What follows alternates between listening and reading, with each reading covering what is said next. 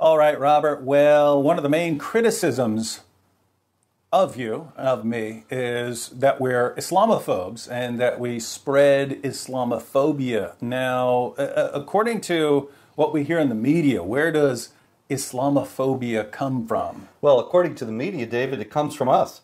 It comes from a small cabal of very well-heeled, wealthy, highly financed individuals who, for some unknown reason, have decided to spend their life smearing Muslims and defaming Islam, and to create a hysteria about Islam that is wholly unjustified by the facts.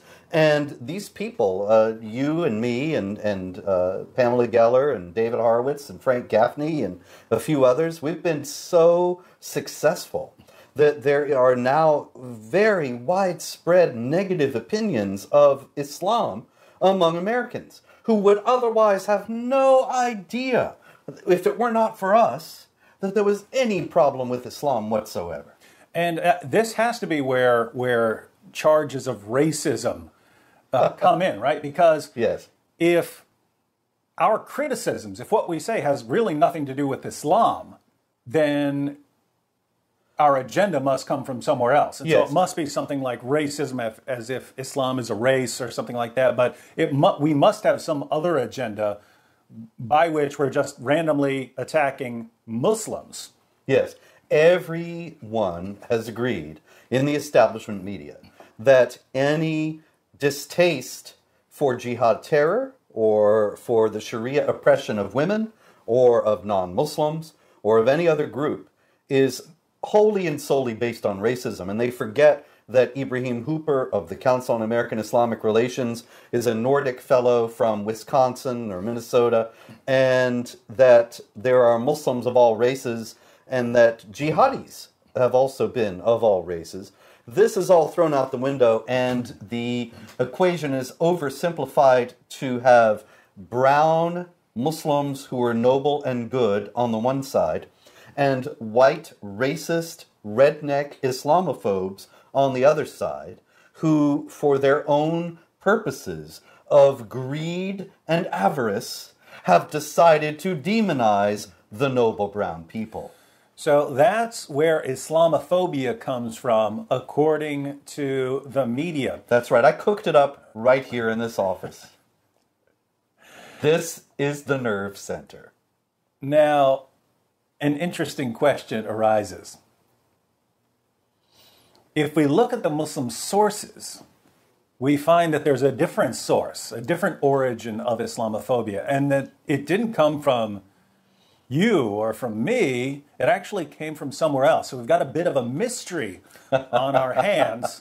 Now let's look at, not according to us. That's right. Let's look at, according to Muslim sources, where Islam, this fear of Islam, this fear of things Islamic. That's what a phobia is, ladies and gentlemen. A fear.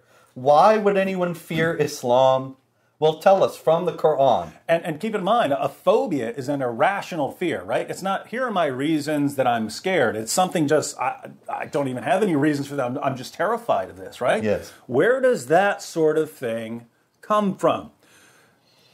Let's go to the Quran. Chapter 3 of the Quran, verse 151. Allah speaking here. This is Allah. Allah says, "We shall cast terror into the hearts of those who disbelieve." Terror. That's a fear, is it right? not? Now, notice it's not. People are going to sit around thinking about their reasons for being concerned about the spread of Islam, and they're going to conclude that Islam is dangerous. This is just a fear, a terror put right into their hearts by Allah Himself. A strong, that makes them terrified irrational, of Islam. unreasoning, unfathomable terror. A fear beyond an ordinary fear, but terror we are talking about. And where does it come from again, David? Allah. From Allah. So Allah creates Islamophobia, and He's happy about it. Wait, we have to read the entire verse because maybe there's something we're in the rest of taking the it out verse. of context. Yeah, let's go ahead and read it. So, we shall cast terror into the hearts of those who disbelieve. So it's just people who don't believe. And why?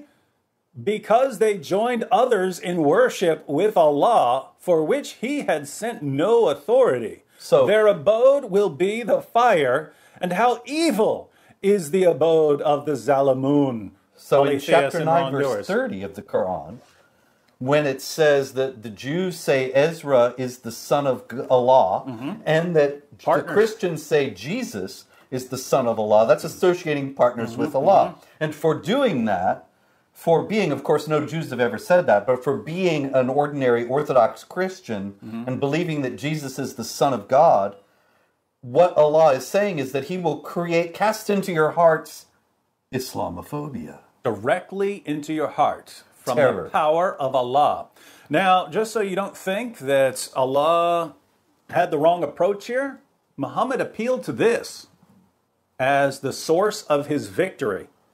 So we read in Sahih al-Bukhari, number 2977, notice that this Bukhari puts 2977. The introductory verse he gives is chapter 3, verse 151 of the Quran. We have it right here. We shall cast terror into the hearts of those who disbelieve. And here we have Muhammad say, I have been made victorious with terror cast into the hearts of the enemy. And the enemy here are people who Unbelievers. do not believe, including Jews and Christians. Why do Jews and Christians fear Islam? Why are they worried about Islam? Why are they scared of the spread of Islam? Not because of Robert Spencer, not because of David Wood, because Allah put that fear directly into our hearts because we associated partners with Allah. So Muhammad is saying,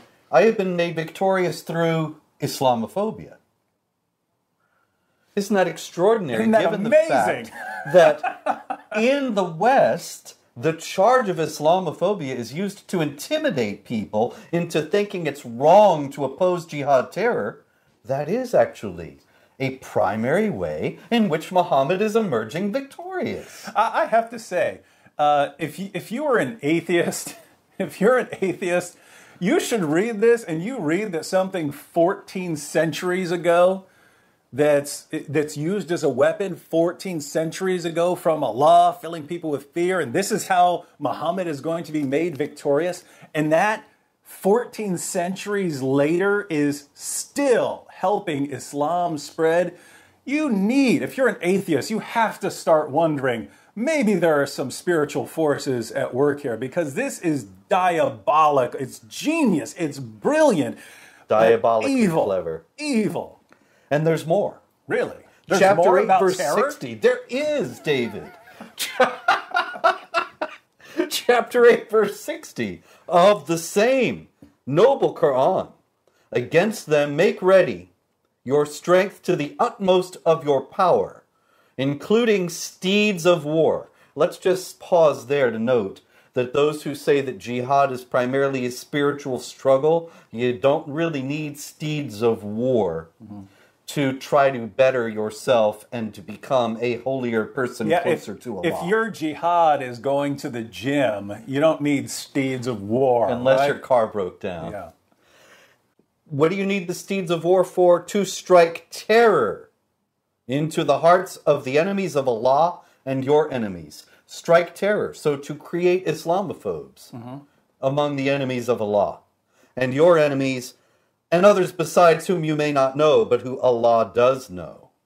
So Allah strikes terror directly into our hearts, but Muslims are also commanded By means of hot war with steeds of war, to strike terror into our hearts. to create Islamophobes. So we're told by the media that we're the source of Islamophobia, but according to Islam, We're the recipients of it. the source of Islamophobia is Allah and Muslims, and this is what made Muhammad victorious. And they give it to us in order to make Muhammad victorious. And so think about this. When the media says that we're the source of Islamophobia, they're saying that Allah and Muhammad are wrong. And that is Islamophobic. What could be more Islamophobic than to declare Muhammad wrong? And yet, the New York Times, the Washington Post, CNN, all the rest of them, guilty of Islamophobia.